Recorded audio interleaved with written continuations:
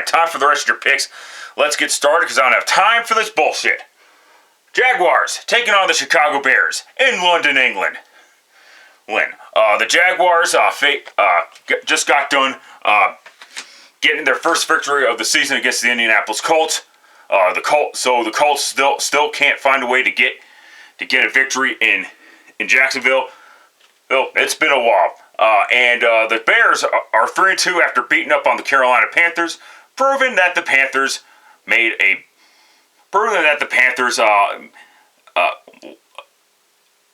a fucking huge fucking error trading away all those picks to get a quarterback that's not even starting anymore.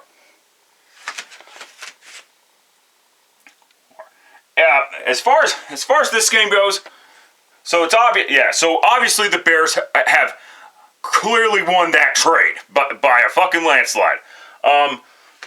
Listen, Caleb Williams had his best game of the season so far, and therefore of his career, since his career's only 5 games old. But we have to remember that Caleb Williams is still a rookie, and he is going to make rookie mistakes at some point.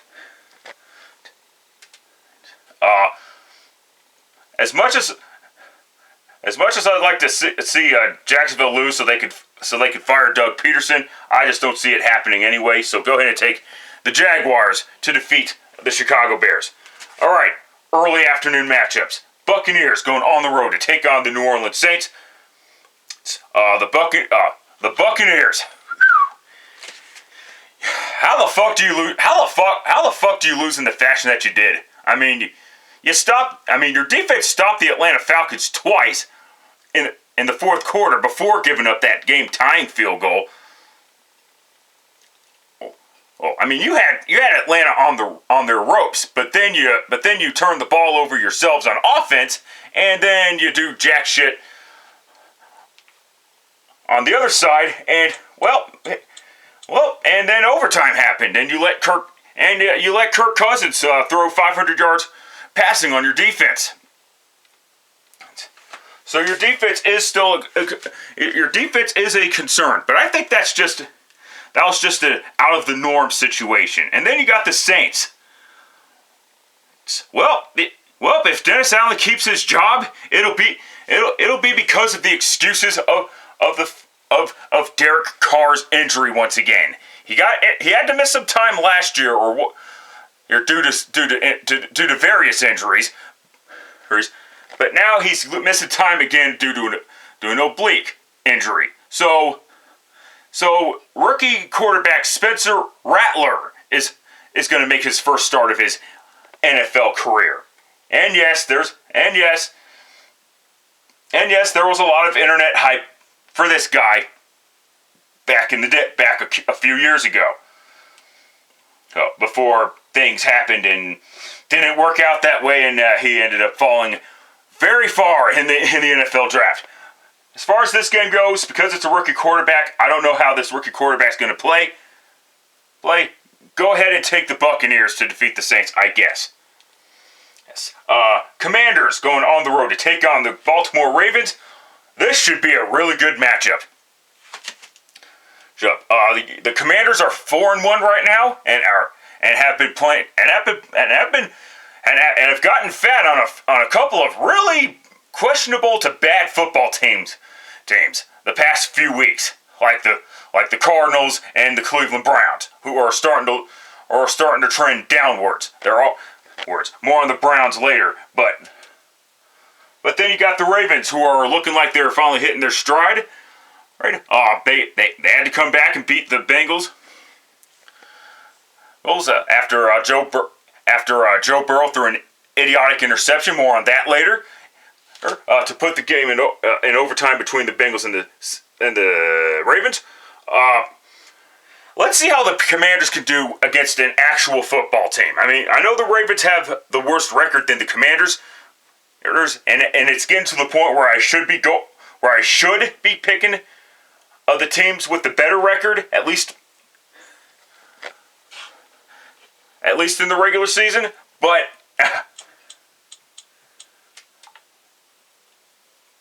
I still don't trust this Commanders team long term. So So with that being said, go ahead and take the Baltimore Ravens to defeat the Washington Commanders. All right, next up, Cardinals going on the road to take on the Green Bay Packers. Listen, the Cardinals did a great job beating the 49ers. They shut the Niners out in the second half. And the Cardinals had to come all the way back. But with that being, and the Packers, they just won a game. They let the Rams hang around just a little bit too long. But I think they'll learn from that. And with that being said, go ahead and take the Packers to defeat the Arizona Cardinals. It's nice that the Cardinals got their victory out of the way, but it's back down to earth this coming week. Maybe.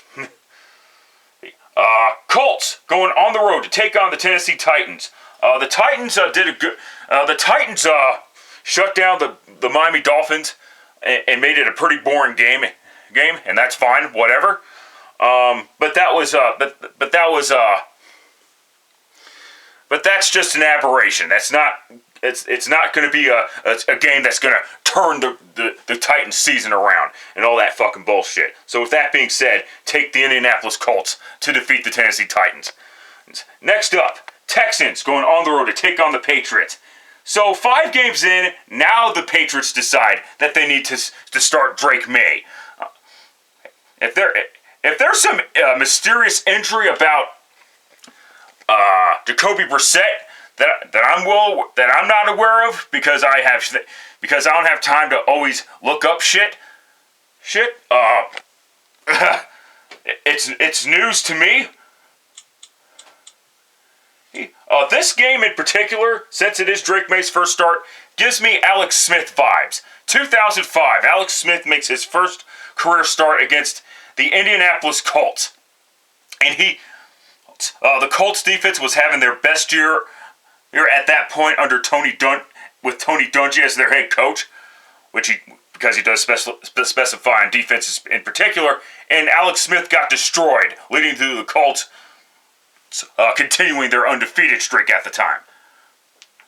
Prime Peyton Manning and prime Marvin Harrison. Jesus Christ, I'm getting fucking old. But anyway, I believe that this is unless some retarded bullshit that shouldn't be happening ends up happening. Texans. End of story. Moving on. Browns going on the road to take on the Philadelphia Eagles. I take that back. Hankies going on the road to take on the Philadelphia Eagles. The Hankies got embarrassed by the Washington Commanders. At what point do you not bench Deshaun Watson? That's the only thing that's going to save your season. I'm sorry. I'm sorry. But Deshaun Watson has played enough games to tell me he's not a franchise type quarterback. I understand the Browns are going to have lengthy consequences due to this fucking bullshit. But you bought that, but the Browns bought that fucking sandwich. They bought the fucking sandwich, and now they have to eat it. But they don't like the taste. You paid $239 million for a fucking lemon. A fucking rotten lemon at that. And then you got the Eagles. If they don't win this game, Nick Sirianni deserves to be fired just for that alone. Seriously. There's a reason why I've been criticizing Sirianni by season's end last year, because the dude is a fucking clown.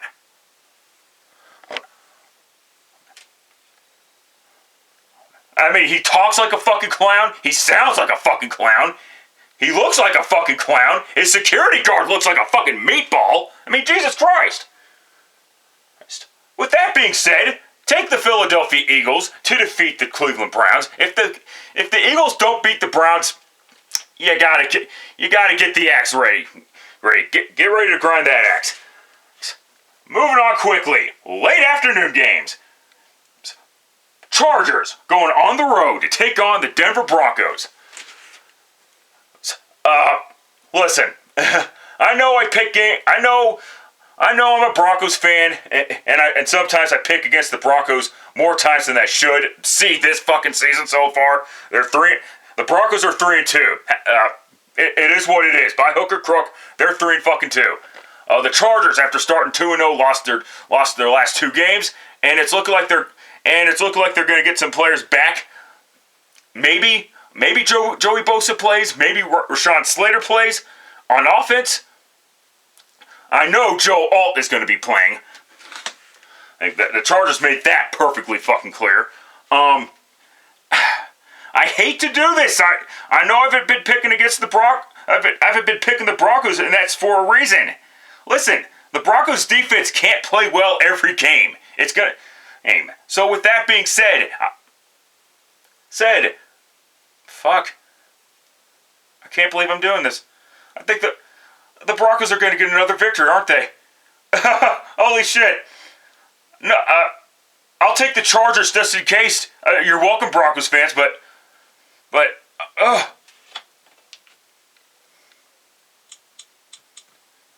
I'm not sure. I'm not sure about this. I am not confident anymore. Okay, Steelers going on the road to take on the Las Vegas Raiders. The Raiders.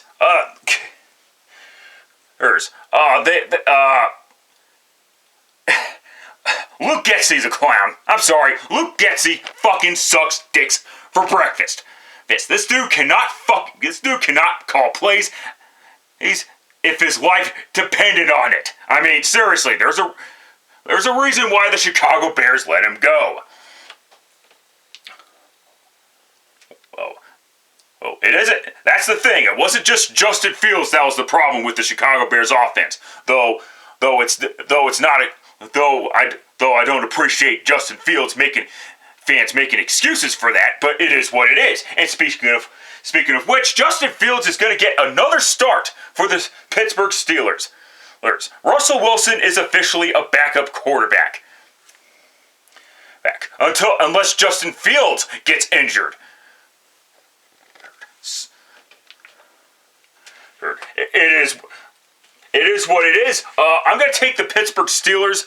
I think the Steelers are going to take advantage of Getsey's dog shit fucking play calling, and that will lead to the Steelers getting another victory against the Las Vegas Raiders. I understand they have a new head coach. I get all that.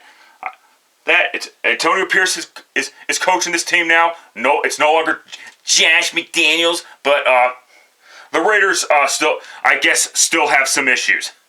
You got blown out by the Broncos with Bo Nix at quarterback. Just saying, dude. Just saying. All right. Falcons going on the road to take on the Carolina Panthers. I don't want to take too long on this one. This might be a close game, but Falcons, end of story. Moving the fuck on. That was not a mistake this time. Lions going on the road to take on the Dallas Cowboys. This was America's Game of the Week on Fox U, and this is the rematch of last year's Saturday night game, I believe, even though it had the Monday Night Football brand. But in any event, that's neither here nor there. In case anyone forgot what happened last time these two teams met, their left tackle, I think Decker, reported as eligible, but the officials did not pay attention to that for some reason, and the Lions kind of got screwed. Now, granted, the Lions did a good job of screwing themselves along with the officials, but still, I mean, give me a break. But shit, this is a tough game for me to pick. Since the Cowboys have not won a home game yet, I will go ahead and take the Cowboys to defeat the Lions. And this is nothing against the Lions, I promise. I'll probably pick the Lions next week, but the Cowboys are desperate for a home victory at this point, and they're going to have to get one at some point, right? Then again, the Bengals didn't get a home win victory last week. And speaking of which, Bengals going on the road to take on the New York Giants. See, this was what I was talking about. Yes, it's not entirely Joe Burrow's fault, but that interception that he threw was on Joe Burrow. And that interception was the reason why the Bengals... That interception was the main reason why the Bengals lost the game. Because the game should not have been at overtime at that point. And you could blame Zach Taylor, too, for making the play call, but it was... And believe me, Zach Taylor is fucking dog shit and needs to be fucking fired if they don't beat the Giants here. With that being said, though, I'm going to take the Bengals, and I'm sorry, Giants. I'm still sorry, Giants. I'm just not a firm believer in this fucking team. You shouldn't have beaten the Seahawks, and that's all I've got to say about that. Fuck you. All right, and the Monday night game, capping off, Bills going on the road to take on the New York Jets, and yes, Robert Saleh has been fired. Some guy named Ulbrich, or how the fuck you want to pronounce his last name, is taking his place. And I did make a few comments about this on my community post, on my community section. And I just gotta say this. I may have been a little out of bounds in some of my comments. And it's because you can make the argument that Saleh got hosed a little bit. With that being said, however, just because he's the scapegoat doesn't mean he's the innocent party in all this. I mean, give me a break.